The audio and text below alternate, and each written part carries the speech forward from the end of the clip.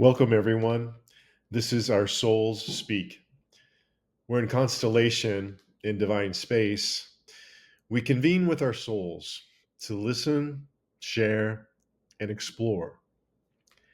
Our Souls Speak, a podcast where, together with our guests, we embody the soulful principles of oneness and sourceness. Welcome to episode 2 of our Souls Speak podcast. The topic today is the wisdom well, and our guest is Lisa Petrilli. We are so grateful to have Lisa here today, and let me tell you a little bit about her before we start. Lisa has been shown divine wisdom that enables her to lay out for you your soul's divine purpose and mission and then guides you to fully realize them.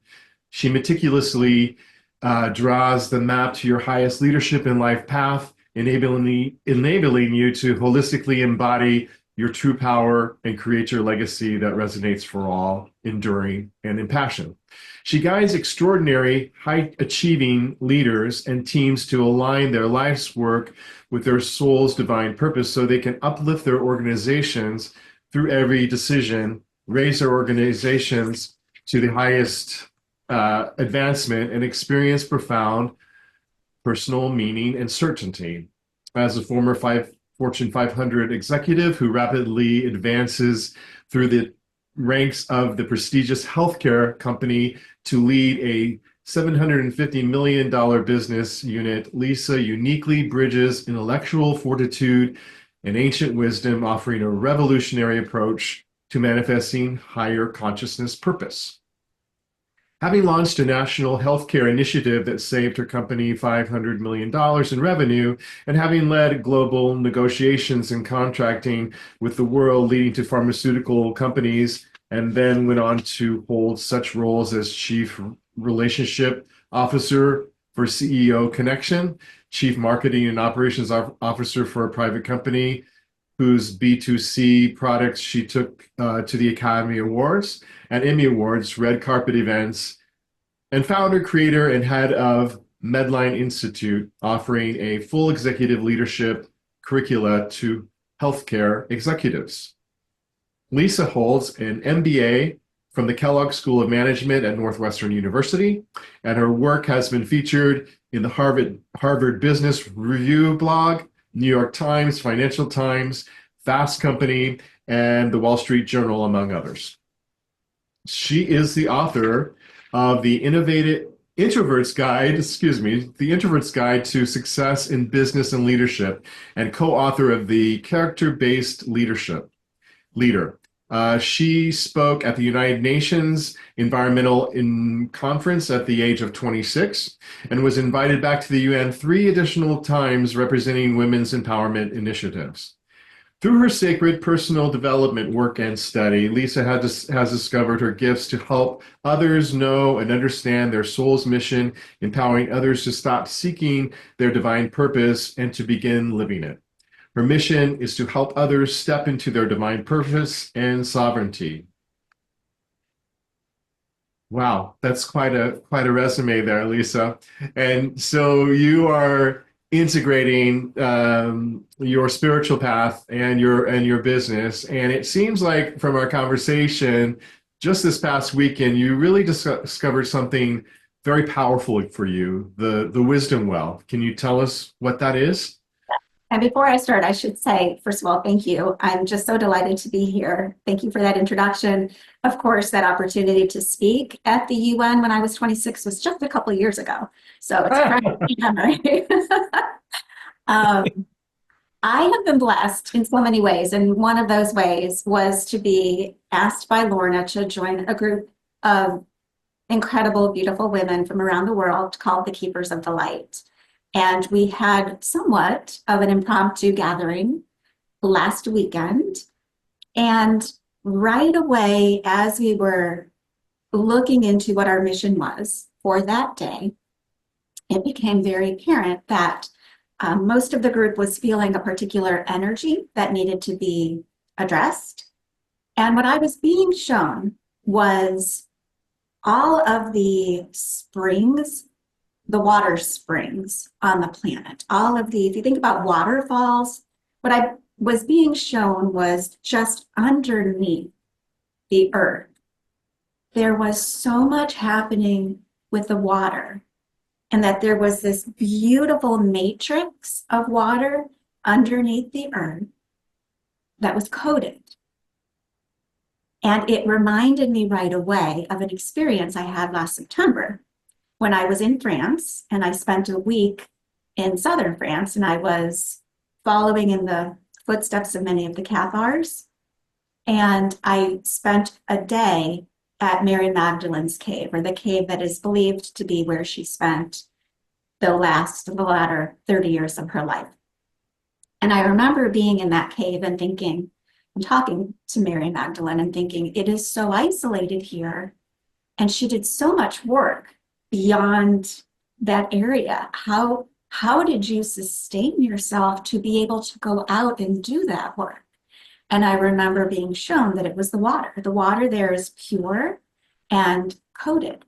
And essentially, I was being shown that all the nourishment she needed, all the divine insight, wisdom, everything she needed was there for her. And a lot of that was in the water itself and in the coding. And so I hearkened back to that and realized that what I was being shown was a well of wisdom. And then that became the wisdom well. The work we did was somewhat complicated. There were some blockages to being able to access those codes. And so we worked on that, released those blocks. And what became clear was the work we did was not just to help open up that coding to the planet, to the earth, and to humanity, but to remind all of us that the well of wisdom is within us. And we have been coded. We've been gifted thousands of codes. And the ones I've been working on myself are just a few, just the beginning, just a few seeds of the reality and the expansion and the boundlessness of how we have been gifted knowledge and wisdom that we can tap into within ourselves.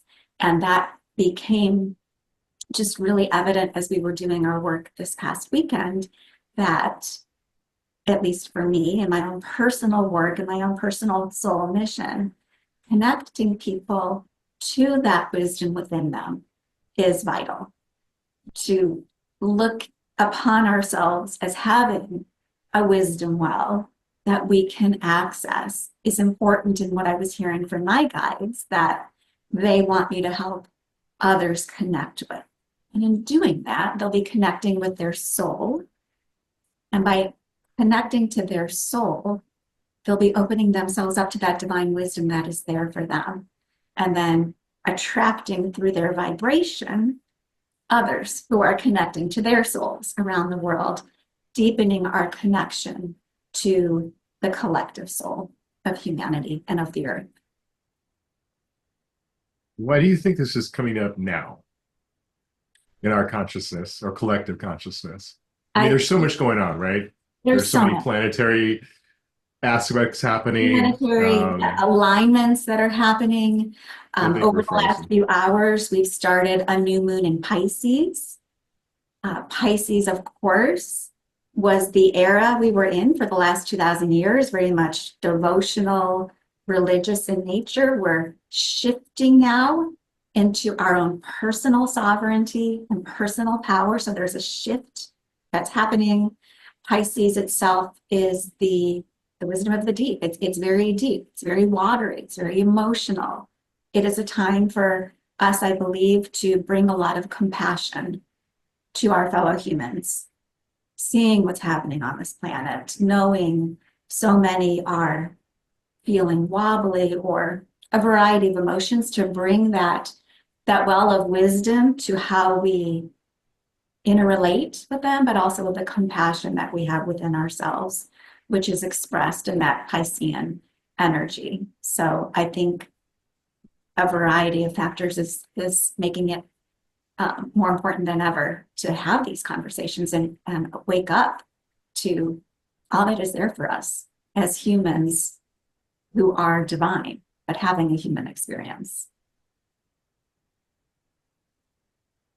And so how would you relate this to the sacred work that you do with other people? So I've spent a lot of time in the corporate world.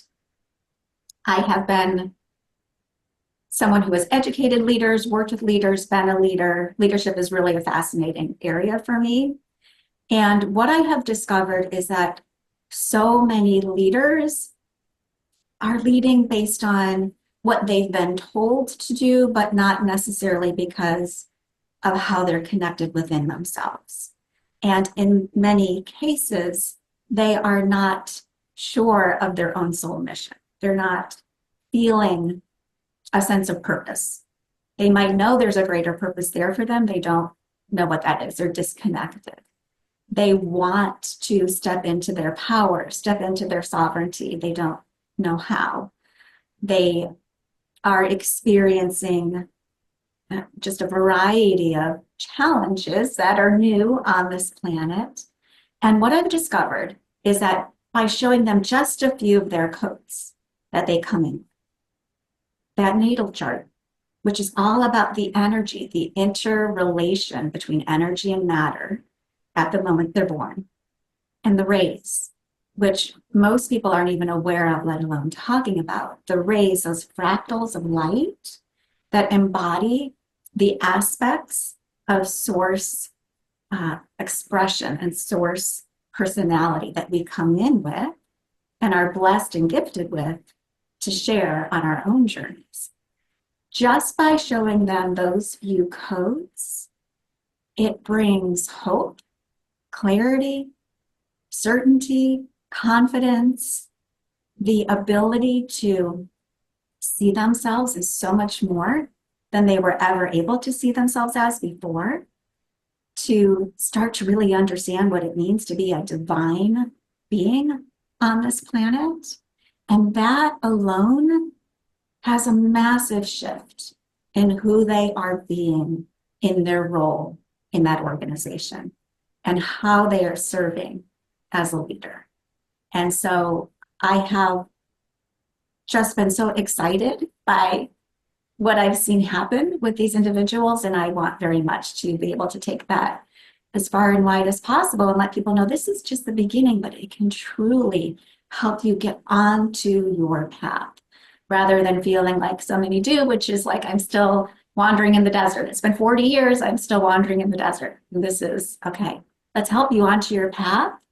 And then you're just going to take off. It's really life shifting. I see you nodding, Lorna. Yes, I was nodding. I'm really, I mean, I've known Lisa for a while, and I'm really intrigued and I'd like to ask you, Lisa, if you feel able to share how your understanding of the rays that are impacting on you helped you in your journey. Now, in the same way you're now helping others to understand, their ray profile, if you want to put it that way. Right. I think it's been completely eye-opening. I know it's been eye-opening. When I came to understand that at my highest level, at my monad ray level, I'm a ray 3.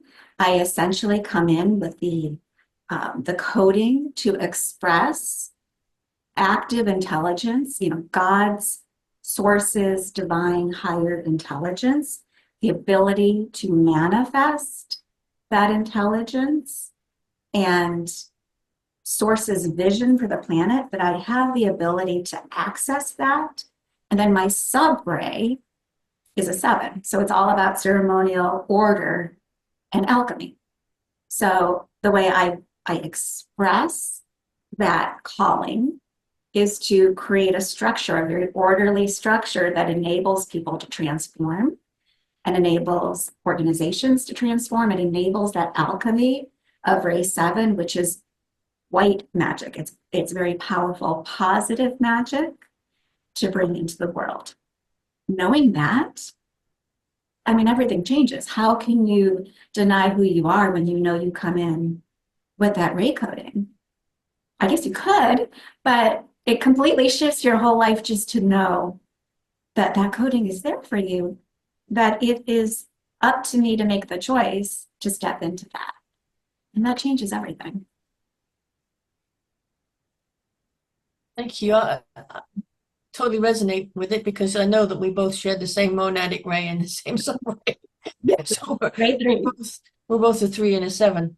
And one of the things that's intrigued me a lot about the Ray 7 was ceremonial magic and my guides have been pretty clear about this with me, that ceremonial magic or ceremonial energy is not about actually ceremony. It isn't really about the at least this is how they've explained it to me. It's not about putting on, certain clothing or, the dress thing or whatever it is, and creating extensive rituals. And their discussion with me around this for the book, the integrated channel book that I'm preparing, is that it's almost become a limitation for someone who are Ray 7, sub Ray 7, Yeah. or even Ray 7 monad or Ray 7 soul. It has almost become a little bit of a limitation, rather than what for some it's intended to be, which is this notion of there's a process. I mean, ceremony is just, from my guides, they said it's just another word for process. So I just wonder how you feel about that and how you might react to that. I fully, that resonates highly, especially as the planet shifts from that larger energy ray 6, that devotional ray largely expressed in religious ways on the planet, where ceremony is such an integral part of that. Many of us, like myself, who grew up Catholic, that ceremony to me, I'm comfortable there. When I'm in a Catholic church, I'm comfortable there because I understand the ceremony and it's part of who I am. But it has, I believe, led us to not fully understand our own sovereignty. And that was something that became really clear when we did our work last weekend, that humanity has been eager in the past to take a crown and give it to someone else, to put it on someone else's head, whether that be in a religious way or a political way or a cultural way. And it's time for us to step into our own crowns and put the crown on our own head from a higher heart perspective, certainly not from a lower ego perspective, but stepping into our own sovereignty. And I do believe, like you're saying, ceremony sometimes gets in the way of people understanding that, thinking that the ceremony is designed to have everybody look at one person or do things a certain way according to one person. And like you're saying, it's more about but a process that enables source to come in a way that's divine ideal and aligned with divine will. Great. Do you have other thoughts about or concerns about the ceremony as well that you've seen? Not so much concerns. Mostly the discussions I'm having with guides are around limitations, self-imposed limitations. And I think this is really fascinating because thinking of this as the wisdom well, there's only one well, which is, divine wisdom. I mean, we have access and we're connected to all of that. And yet it feels like there's because we were speaking in an earlier podcast to Vivian Resync about ancient wisdom, and I'm also familiar with some shamanic work where there's a lot of discussion about wisdom and how wisdom is expressed, and so then it can only be accessed through certain ceremonies and so on. And so there's kind of the ritual nature of it, of access to wisdom, has, according to my guides, been limiting me. And they're very clear that access to wisdom is only in the divine present now. All wisdom can be known in the divine present now when we are aligned to the divine, to divine will. And yet that's never really talked about overtly in any religious ceremonial context, or even in the shamanic work that I've been involved with, but isn't been much. But I would like to just throw it over to Greg, because you've been involved in loads of shamanic work. Just wonder what your perspective is, Greg, on this. Well, what I love about connecting with you and then in my connections with indigenous work is that they call it the eternal present moment. You know, you call it divine now moment, but that's essential in the work that I have done in ceremony. And for me, the ceremony is more about what you were talking about earlier, Lorna, about creating a precise environment for source to come through, or guides or such. So there's that, almost similar to the personal work we do with protecting ourselves and clearing ourselves. There's all of that done in the group ceremony as well. And so I don't know if that answers your question, but that's what I've been processing lately, because I have, we all have our individual rituals we do each day, whether it's, but mine, my personal one is very similar to what I would do with a group. So, but again, it's like Lisa said, it's not about, listening to someone's, preaching, as it is to open the space for spirit to move through each person, whether it be healing or whatever the intention of the ceremony is. And is it so in the shamanic practice that wisdom doesn't reside within a person, but resides within the divine, or source, or God, or?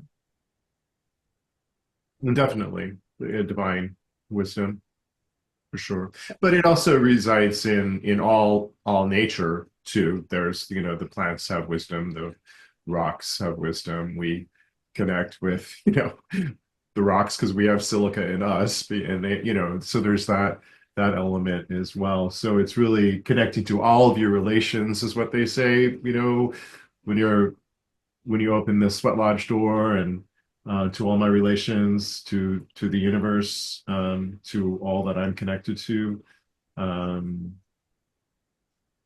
Yeah, so there's that element of the individual as a part of the whole, but the whole, of course, is the divine. So. Yeah, look, I love that. It feels to me, what I'm feeling in the moment is that this notion of the wisdom well, though we're introducing this notion as a water element, is actually, the well is much, it's the earth. It's Right. all, it's, fire, water, air, earth, ether, even, and then the well of the animal kingdoms, the mineral kingdoms. We've got, in the mineral kingdoms, we've got the crystal kingdoms, we've got Right. multiple kingdoms within earth, Yes. where this well of wisdom, Right. is all there. So Yeah. it's interesting. What was fascinating to me to hear when I heard about your convening on Sunday was about the water, and that seems to have been a very big theme lately in all the work you've been doing. Has been kind of basically taking you to all these different water places. So I remember you were even telling me, I think you went to, was it Reims Cathedral? Yeah. Something? And there was a fountain or something with Joan of Arc there or something? Yes, and then even to Namibia, to the desert in Namibia, where I got the sacred water from Italy, from the baths of Italy. Who knew there were baths of Italy with sacred water? Took that water to Namibia and brought it in an attempt in a process with the keepers of the light to help raise the divine masculine at the time that we were sensing needed that water, that water, those waters of life there in the desert. So in that area of our earth. So there's been a lot of water, but absolutely opened it up to just the entire earth. It was taking us down there, but the entire earth was present, like you said.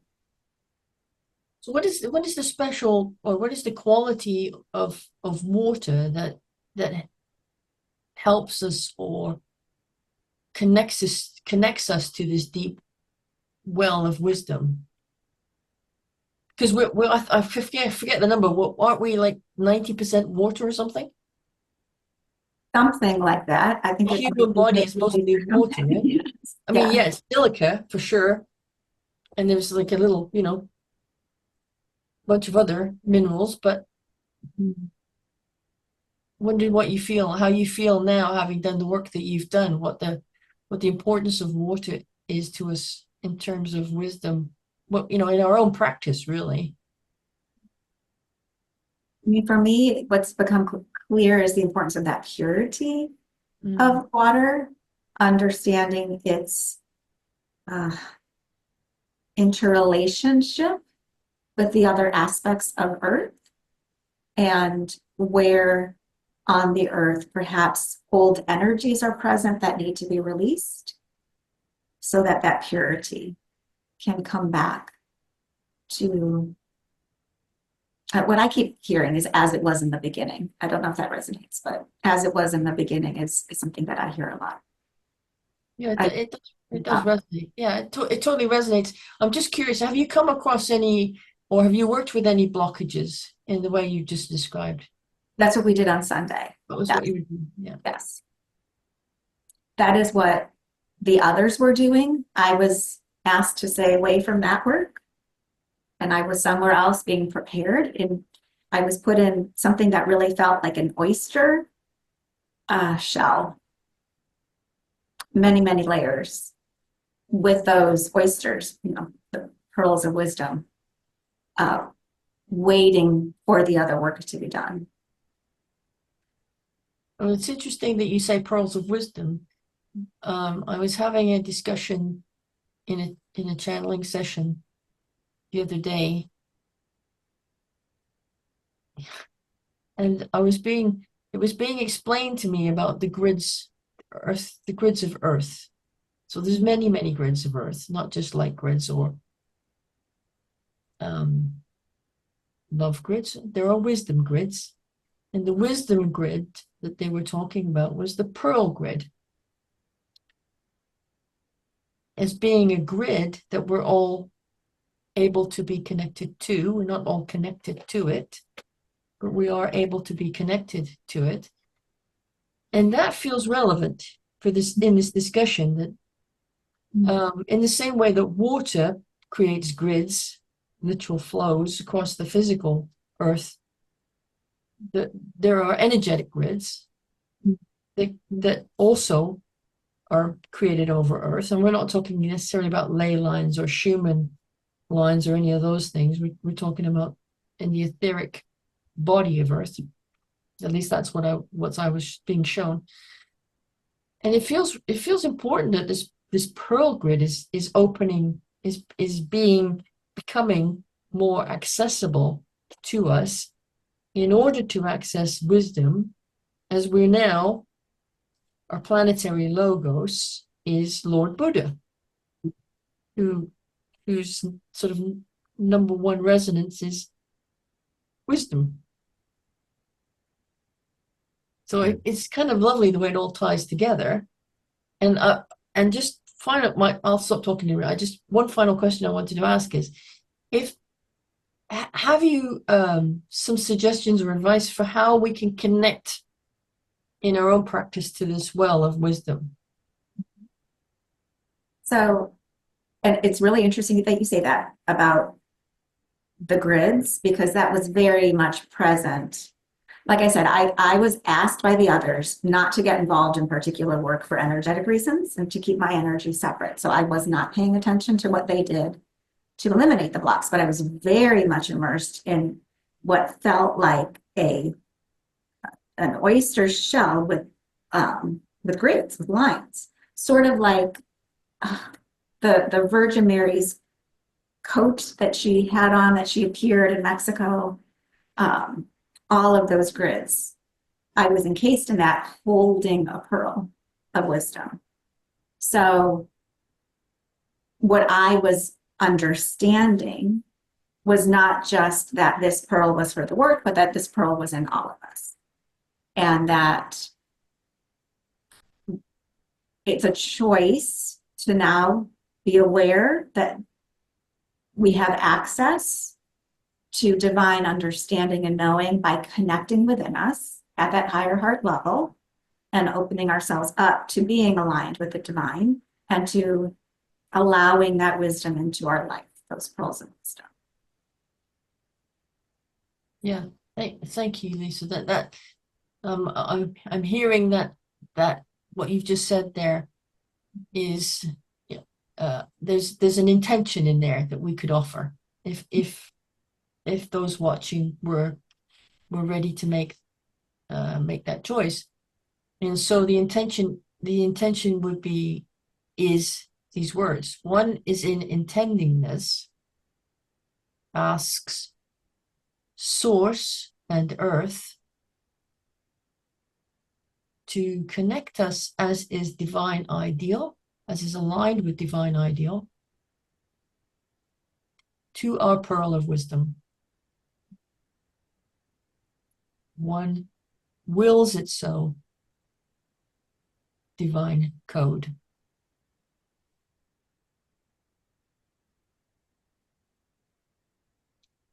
And so the guys are just suggesting that we explain that the intendingness, because that's a little bit of a mouth twister, intendingness puts it in the divine present now. One wills it so, enacts it. Divine code is energetic code shorthand for many things: integration, dealing with ripples, dealing with wrinkles. It's a very dense bunch of things in there, but the divine code covers all of those things. So yeah, so that seems to be. I mean, I'm feeling that. I don't know. I don't know if you all are feeling that, but I was definitely feeling that. How about Yes. you?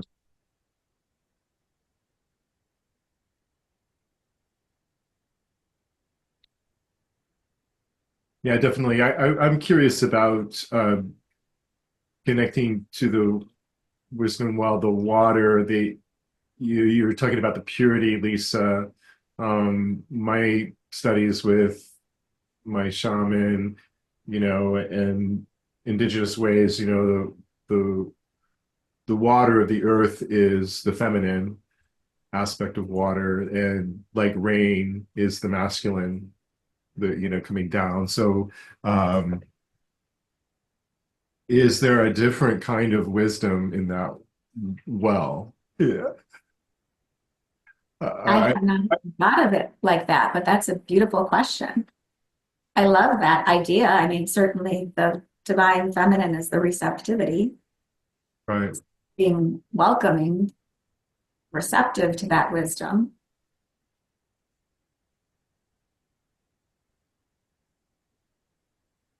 And there's the elements of water in balance and water out of balance. There's, floods and, hurricanes, things like, Tsunamis. huh? And then there's, Tsunamis. you're Yeah. right. Yeah. And then there's water that's, supporting obviously the element of flow and um, cleansing. All that's what's coming up for me right now as I listen to you. If I could add as well, water, I can't remember the scientist's name, Emiato, the Japanese scientist,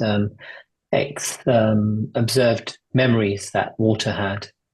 And I think water is the cleansing element for me. And Lisa, you were mentioning earlier about clearing, which totally resonates. And in terms of the work that you do and leadership, and I think from a space of leadership, it's important to understand that when you're a leader, you're a team. You're not an individual that's leading. You're a team, and you're all aspects of the team. And the memory without the emotional charge is wisdom.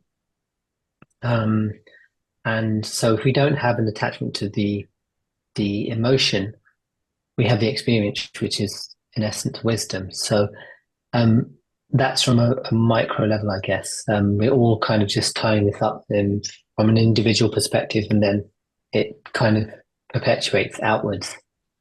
That's what's resonating with me. And particularly at times of transformation as a leader, being called to bring about transformation, that memory, honoring the memory of where the team has been, I believe is so important before you start taking it somewhere else, honoring, because often, typically, they are connected to that. If it was a positive place to be, if it was a comfortable place to be, if they thrived in that place on that hill. And to say, now we're going to go here, I think about Joan of Arc. You would think that the soldiers she led would have just been so happy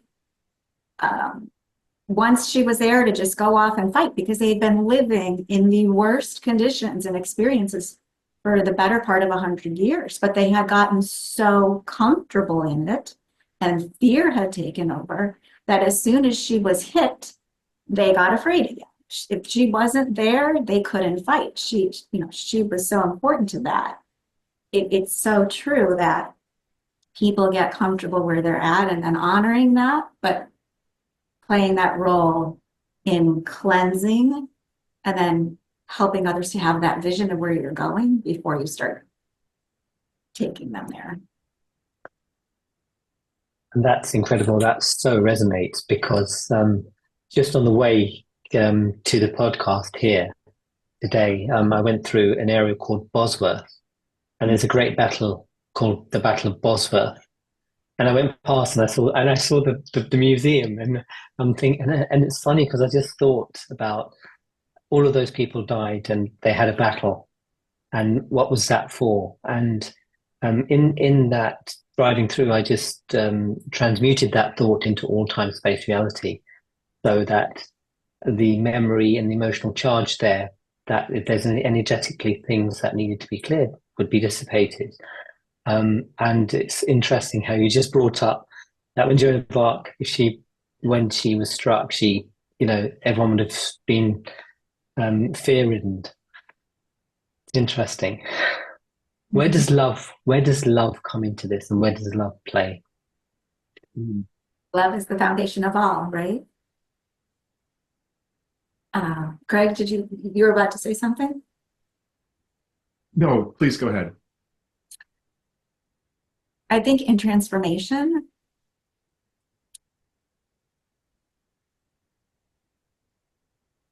what's so important to me is that we open the world of business up to love. When I was younger and working in the business world, I worked for a number of people who were afraid of using the word love, but one gentleman in particular who banned it from the vocabulary of the organization that I was working for at the time. And it was for everyone on the board a voluntary role. They were doing it from love.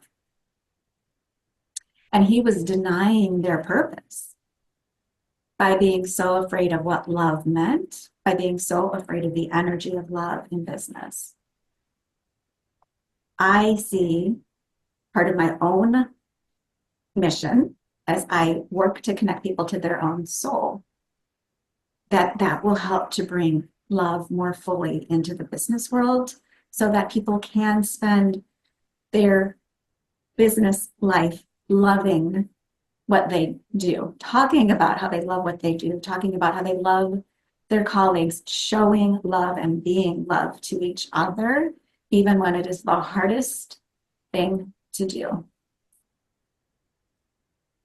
Well, And no, no, it's been, and it's actually been proven that the heart is actually more intelligent than the brain, and so, so we, lead from our heart, and then the mind follows, right? Yeah, that's what was coming up for me. I'm not sure where we're going to see Prime Minister Starmer using the word love in this government, but hey, if we hold the intention, it could happen. Yeah, and I'm just going to hold that intention. See that would be very cool if that would happen. If anybody in our parliament used the word love, would be great. Actually, I'll just hold that intention. That's going to shift things a lot. Not just politically, but as you say, if you apply it to any situation, any context, it will shift. Will shift. I just wanted to add real quickly that love itself is not just a female thing that people associate with being female or feminine or thus weak, depending on the culture. That what you're talking about is masculine men. That love, that energy coming from masculine elevates them higher than their lower self to their higher divine self. If men are in their divine masculine, their leadership will be transformed and they will lead people like they have never led before.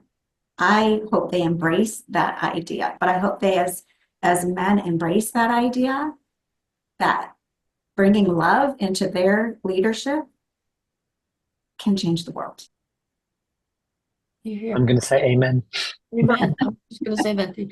Yeah, just following on from the political perspective, we can intend collectively that our politicians are all loving and integral in their work and send that vibration out. Beautiful. Yeah, beautiful.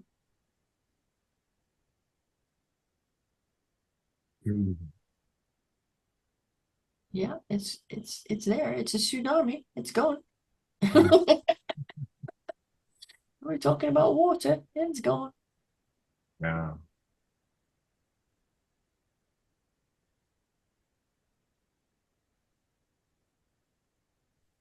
Would you like to just share what that sending out feels like to you? It's a feeling that has a very high element of certainty that all is well, and the leaders of major countries of the planet have that as well, and they can connect with that, and they are that, and they embody that. We just take a moment to just radiate our wave of intention in whichever way we feel called to.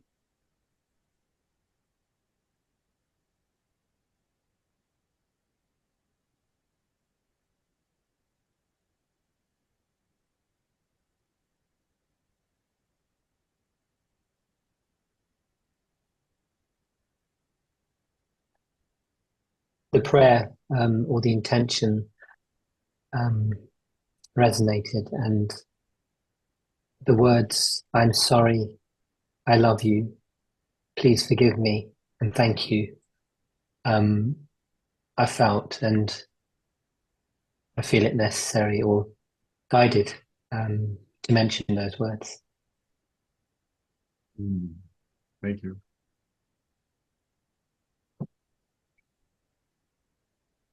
I had a very strong image given to me of a string of pearls wrapping around the earth, like this. And then bizarrely, the Glenn Miller music, String of Pearls, started. Where did that come from? But it was a motion. It was a spiral of pearls around the earth. It's beautiful. That we're all pearls, with pearls of wisdom. Very beautiful. From the water. Yeah, yeah. But the water was there. The water was like, oh, I guess it would be like a water funnel. You see, the water funnel in a spiral. Yeah. So how are we feeling? I'm feeling like we're complete, actually. How are we all feeling? Thank you so much for joining us, Lisa. My honor, truly. Thank you for the invitation. Thank you Right. so much, Lisa. I'm very grateful to you and all the work you do Thank you for all the support. and continue to do. Thank you for joining us on our Soul Speak podcast today. Really been an honor. Yes. Thank you all. Thank you.